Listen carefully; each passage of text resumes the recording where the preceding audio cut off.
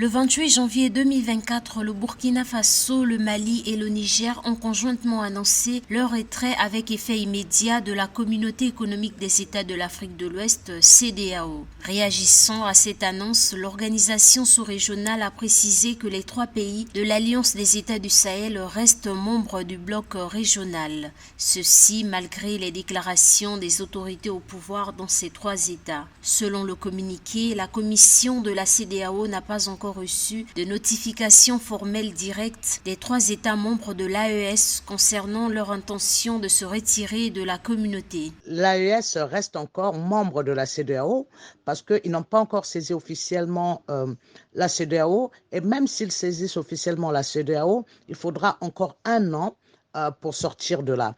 Et je pense que le terme solution négociée, ça sera de trouver des solutions pour le retour à l'ordre constitutionnel, parce que je ne pense pas que la CEDEAO va se contredire en cautionnant les coups d'État qui ne sont pas cautionnés par les textes de la CEDEAO elle-même.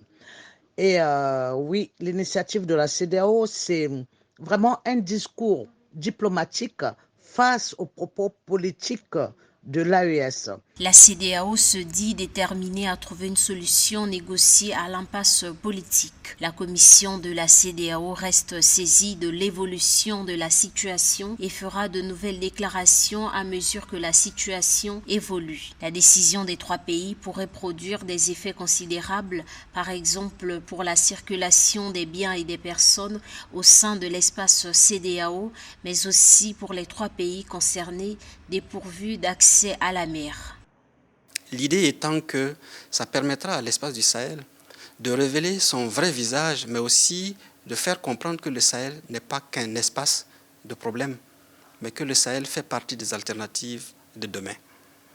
Le Mali, le Niger et le Burkina Faso accusent l'organisation régionale de ne plus répondre aux aspirations de leur peuple. Pour ces trois États, la CEDEAO, sous l'influence des puissances étrangères, est devenue une menace pour ces États membres de l'Alliance des États du Sahel et de ces populations dont elle est censée assurer la prospérité, lui reprochant de ne plus avoir apporté aucune assistance dans leur lutte contre le terrorisme. Le Mali, le Niger et le Burkina Faso déplorent les mesures illégales, illégitimes, inhumaines et irresponsables à eux imposées par la CEDEAO lorsqu'ils ont décidé de prendre leur destin en main.